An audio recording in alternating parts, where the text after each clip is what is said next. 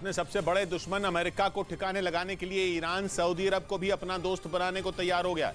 पूरी दुनिया जानती है कि मुस्लिम देशों का लीडर बनने के लिए शिया ईरान और सुन्नी सऊदी अरब में कितना बड़ा झगड़ा है, लेकिन इस वक्त ईरान को अमेरिका से सबसे बड़ा खतरा नजर आ रहा है। और जब से बाइडेन राष्ट्रपति बने हैं तभी से अमेरिका और सऊदी अरब के रिश्तों में भी दरार सी पड़ी है। रूस की जंग के बाद सऊदी अरब के तेल का उत्पादन न बढ़ाने की वजह से वो दरार और गहरी हो चुकी है। ईरान अमेरिका और सऊदी अरब के इस मनमुटाव का फायदा उठाने की फिराक में है, इसलिए उसके विदेश मंत्री इराक पहुंचे ताकि सऊदी अरब के साथ करीब 7 साल से ठप पड़े उसके रिश्ते फिर शुरू किए जा सकें। असल में इराक दोनों देशों के बीच मध्यस्थ बना हुआ है, लेकिन 1 साल से ज्यादा वक्त से वो मध्यस्थता ठंडे बस्ते में पड़ी है, इसलिए इराक का साथ मांगने के लिए ईरान के विदेश मंत्री वहां पहुंचे।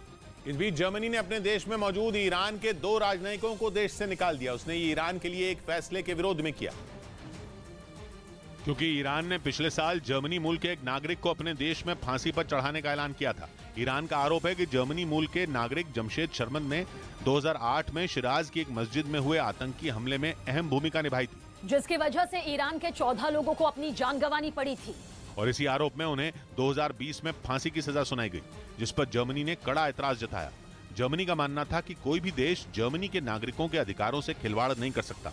हालांकि ईरान ने अपना फैसला नहीं बदला, जिसके बाद गुस्से में आए जर्मनी ने ईरान के राजनयिकों को यह साफ शब्दों में कह दिया कि जर्मनी में उनके लिए कोई जगह नहीं, इसलिए बेहतर यही है कि वो जल्द से जल्द जर्मनी छोड़ दें, वरना उनके खिलाफ सख्त कदम भी उठाए जा सकते हैं। इधर बंगाल के बीरभूम में उस वक्त हड़कंप मच गया जब एक मैदान में बम धमाका हो गया और उसकी चपेट में 4 बच्चे आ गए, जिससे वहां अफरा तफरी मच गई। बताया गया कि उन बच्चों ने वहां छिपाए गए बमों को गेंद समझकर उनसे खेलना शुरू कर दिया। इसी दौरान जैसे ही एक बच्चे ने एक बम को लात मारी, वो जोरदार धमाके के साथ फट गया, जिसकी चपेट में वो 4 बच्चे आ गए।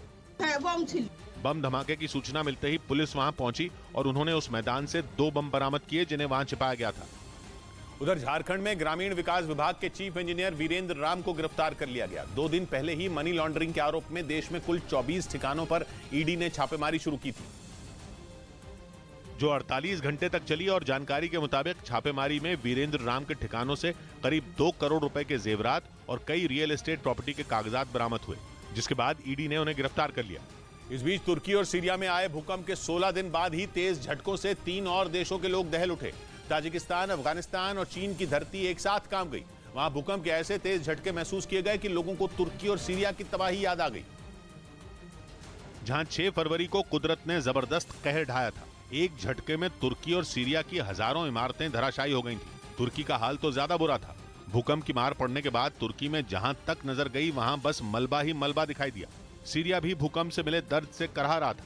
दोनों देशों में भूकंप की वजह से 40,000 से ज्यादा लोगों की मौत हो गई, और अब तबाही मचाने वाले ऐसे ही झटकों ने 3 और देशों को दहला कर रख दिया, क्योंकि सुबह के वक्त ताजिकिस्तान, अफगानिस्तान और चीन की धरती तेज झटकों से कांप उठी।